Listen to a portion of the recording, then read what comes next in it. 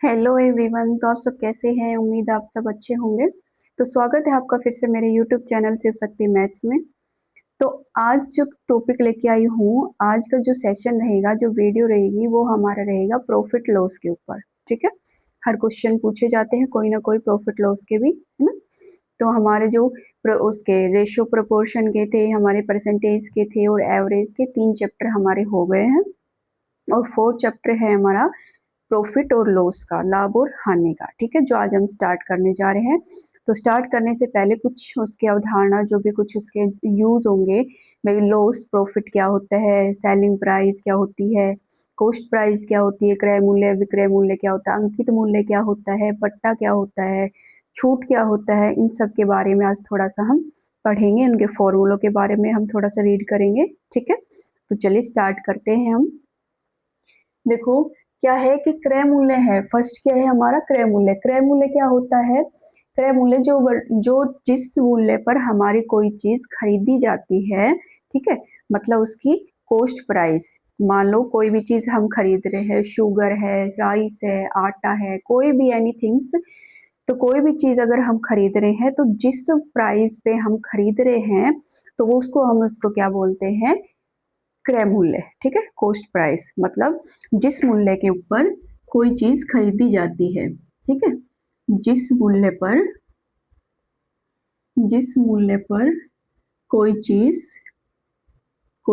या कोई वस्तु खरीदी जाती है, वस्तु खरीदी जाती है। ठीक है, उसको हम क्या बोलते हैं? क्रय मूल्य। ठीक है, क्या बोलते हैं? Cost price. ठीक है, उसके बाद है विक्रय मूल्य। विक्रय मूल्य होता है जस्ट इसका अपोजिट, कि वो मूल्य जिस पे कोई वस्तु बेची जाती है। ठीक है, क्या होता है विक्रय मूल्य? कि वो मूल्य उस चीज का जिस पे वो चीज वस्तु बेची जा रही है। ठीक है, मान लिया जैसे हमने कोई चीज मान लो 10 रुपए की खरीद ली और उसको क्या है 15 में बेच दिया। अब जो बेचा है वो क्या हो गया? उसका विक्रय मूल्य हो गया। जो सेल किया है हमने कोई चीज, सेलिंग प्राइस जिसको बोलते हैं। तो क्या होता है वो? कि मूल्य पर जिस मूल्य पर कोई वस्तु बेची जाती है। ठीक है, क्रय मूल्य तो क्या होता है? खरीदना किसी चीज को, किसी वस्तु को। और विक्रय मूल्य होता है वस्तु का बेचना। ठीक है, कोई वस्तु बेची जाती है, ठीक है, सेल की जाती है। ठीक है, उसको हम बोलते हैं सीपी, मतलब सॉरी एसपी, सेलिंग प्राइस। जो बेचने किसकी प्राइस होती है उसको बोलते हैं सेलिंग प्राइस। ठीक है, थर्ड होता है हमारा लाभ। अब देखो लाभ हमें क्या होगा? लाभ जब होता है कि जब हमारा क्रय मूल्य क्या हो? विक्रय मूल्य से कम हो। ठीक है, अगर मान लो कम में तो हमने वो चीज खरीदी है और ज्यादा में उस चीज को हमने बेचा है, सेल किया है, तो वो होता है हमारा लाभ। जैसे 10 रुपए की चीज खरीद के हमने 15 रुपए में बेच दी, या 500 रुपए की खरीद के 1000 रुपए में बेच दी, तो क्या हुआ है? हमें वो लाभ हुआ है। ठीक है, और वो लाभ कितना हुआ है? 500 रुपए का हुआ है। ठीक है, क्या होता है कि जब वस्तु का लाभ क्या होता है? जब वस्तु का विक्रय मूल्य, मतलब जो उसको बेचा है, विक्रय मूल्य ज्यादा हो। ठीक है, ज्यादा हो क्रय मूल्य से। क्रय मूल्य से मतलब जो चीज हमने खरीदी है उससे उसका जो विक्रय मूल्य जो बेची है वो ज्यादा होगा, तो हमें क्या होगा? लाभ। ठीक है, और लाभ को हम क्या बोलते हैं? प्रॉफिट बोलते हैं, पी से करते हैं। तो इसका फॉर्मूला क्या हो जाएगा? जब सेलिंग प्राइस ज्यादा होगा हमारा कॉस्ट प्राइस से। ठीक है, हानि जस्ट इसके अपोजिट हो जाएगी, कि जब वस्तु का विक्रय मूल्य कम हो और क्रय मूल्य ज्यादा हो। ठीक है, मतलब हमने खरीदी है 20 रुपए में और हमने बेच दी वो 10 रुपए में, तो हमें क्या हुआ? 10 रुपए की हानि हुई है। ठीक है, तो क्या हो जाएगा? जब वस्तु का क्रय मूल्य ज्यादा हो, क्रय मूल्य ज्यादा हो, ठीक है, ज्यादा हो, तो उसका क्या हो जाएगा? हानि का लॉस। इसमें क्या हो जाएगा? Cost price minus selling price. ठीक है, और ये याद रखना है, जब हमारे पास लाभ और हानि अगर रुपए में दे रखी है, तो हम क्या करेंगे? सिर्फ उसकी लाभ हानि वस्तु की रुपए में ही बात करेंगे, ठीक है। किसी वस्तु का दे रखा है लाभ हानि, सिर्फ लाभ हानि, देखो एक लाभ होता है, हानि होती है। दूसरा हम पढ़ेंगे लाभ प्रतिशत और हानि प्रतिशत, ठीक है। अब सिर्फ ये लाभ और हानि हम रुपए में बात कर रहे हैं, ठीक है। तो क्या होगी, जो वस्तु का लाभ होगा और हानि होगी अब सिर्फ रुपए की हो रही है, ठीक है। तो उसका ही हो जाएगा फॉर्मूला। नेक्स्ट हम पढ़ेंगे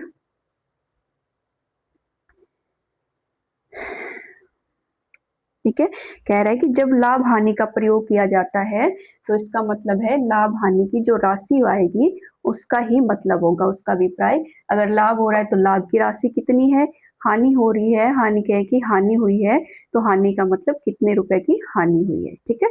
तो इस लाभ और हानि का अभिप्राय यही है कि लाभ और हानि की जो राशि आई है उससे है, ठीक है।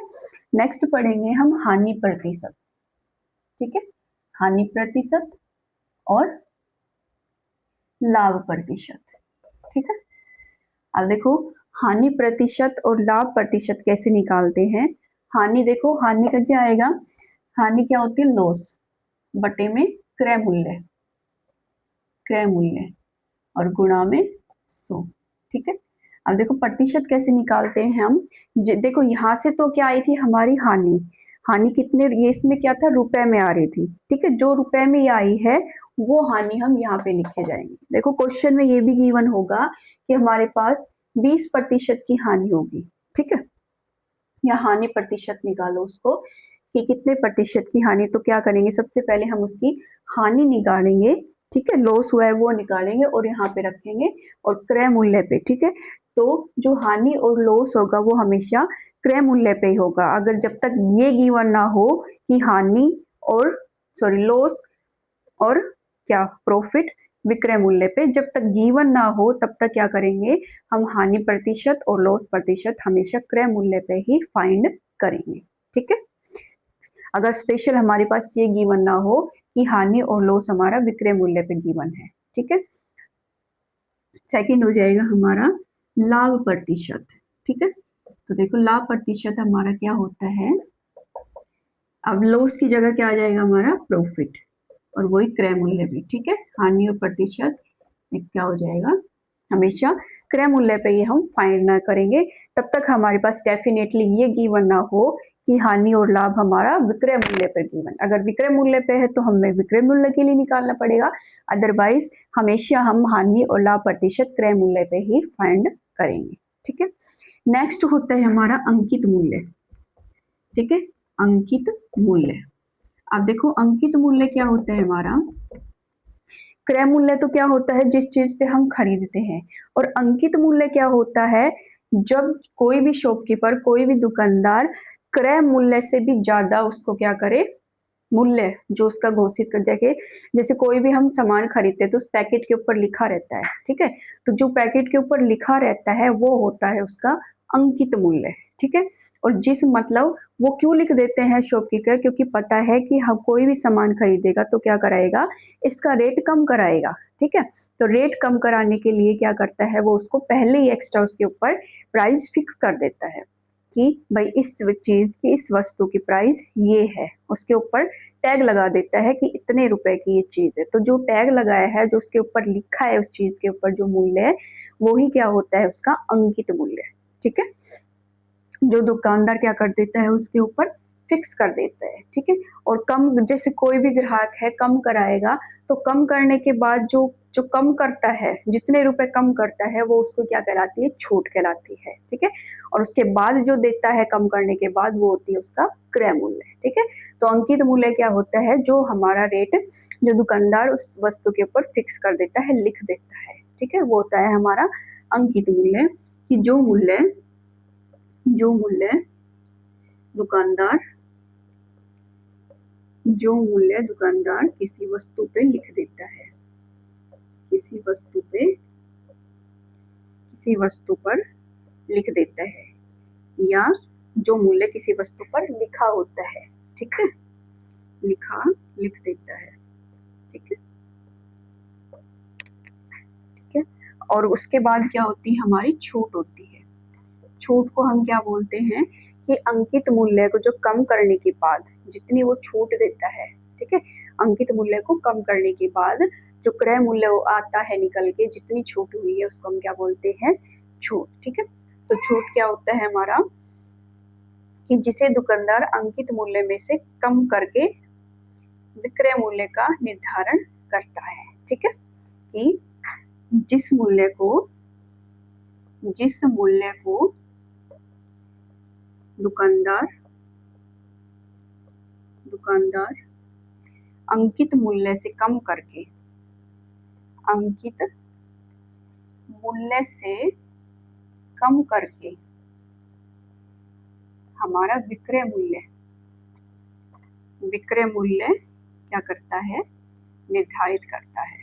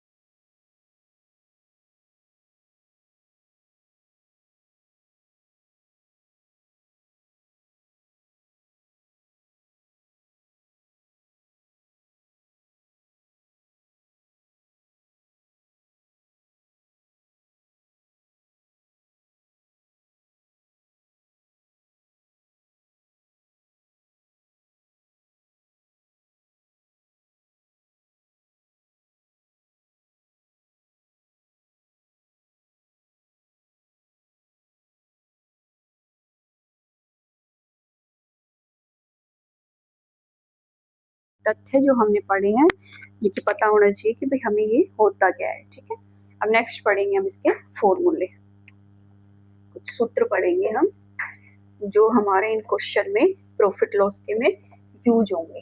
ठीक है, वो हम फॉर्मूले पढ़ेंगे।